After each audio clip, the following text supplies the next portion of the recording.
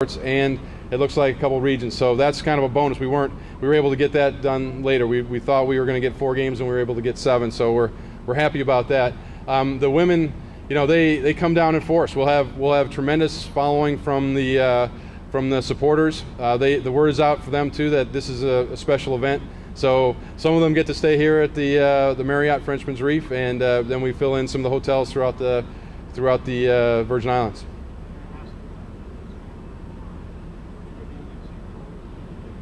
Yeah, in St. Croix, we are going to have a 5-star basketball camp clinic going over there.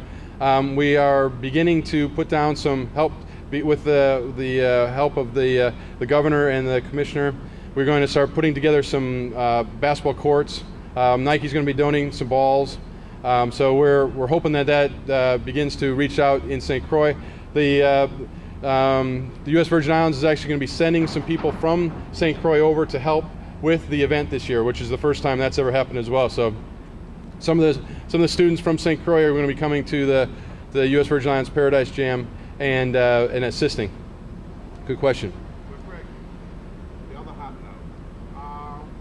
With 8 years now for Paradise Jam, how many individuals have gone to the pros? Good question.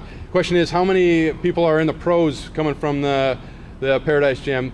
Well, Mr. Cal White and I, who helps with the event and is also what is your title now? He's a public figure. He's very high up. We were talking about this last night, and we figured out there are at least 7 or so, maybe probably more players are in the NBA currently that played at the Paradise Jam. On the WNBA side, it's probably half the league. Honestly, I mean it's most of the top teams have come through the Paradise Jam. When I saw Elena Beard the other day, I'd say, hey, do you remember me down at the Paradise Jam? I made we have a committee that kind of decides who are going to be the players of the year here, and we made her player of the tournament one year, and she said, yeah, I remember you. And she said everybody knows the Paradise Jam. So and she was one of the players at Duke. That was one of their leader players. But good question. Any other questions? We can get some after the stream ends as well. But any other questions? Yeah.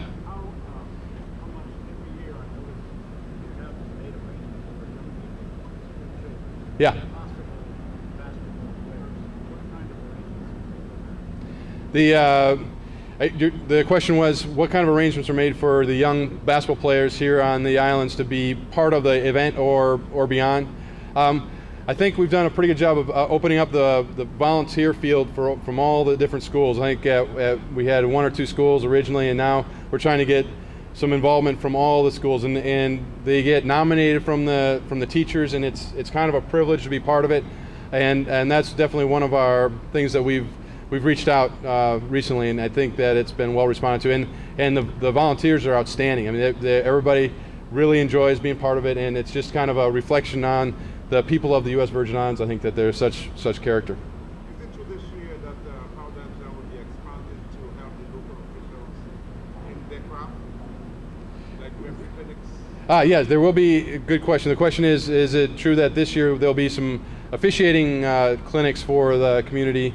In addition to the kids clinics, we're also going to have coaching clinics, and we also will have a referee clinic. Dee Cantor, who was one of the women who actually officiated in the NBA for a while, is going to be conducting some clinics, and she's here officiating the women's games, and that's a good one. We actually just heard from several NBA scouts that I don't know if I should put this on the stream, but they're coming here to the Paradise Jam instead of going to New York because there were some upsets. I don't know if you saw, but Kentucky lost. So they're calling up and say, hey, we're coming down to Paradise Jam instead of going to New York. I say, hey, that's all right with us. Yeah. How are these games weighted for these teams? Are they exhibition games or are they the women's? Yeah, good question. The question is, are these games count toward the regular schedule? And yes, they do. This is the regular season. So these games count in the win-loss. So they go to the tournament. That's because they started here at the Paradise Jam. So yeah, the good question. We have from the men last year. I think we have 4 teams that were in the NCAA tournament. How well is Paradise Jam now looked at? Yeah, good question. How is it looked at in comparison with the other events that are out there? I think a good way to look at that is if if you go to like CBS Sports or some of the places online, and they usually list the top events, we're always listed in there's like 5 or 6 events that they put together. They got the Maui Invitational, which we look at as kind of our competitor, and then there are a couple others, and U.S. Virgin Islands Paradise Jam is one of them that's listed, one of the 5 or 6 that's usually listed as the kind of elite events. Interestingly, we've had a couple people that have played in both the U.S. Virgin Islands Paradise Jam and the Maui Invitational, and we compare very favorably. I mean, it's very easy to get here from the mainland. The UVI is much better facility and things like that. So we enjoy that comparison, and we've had a couple articles written nationally where one guy even said on I think it was Sports Illustrated, said, "Move over Maui. There's a new tournament in town." So we're excited about that. Any other questions? Well, this will conclude our press conference. We very much appreciated the host of the Marriott Frenchman's Reef and the U.S. Virgin Islands Department of Tourism.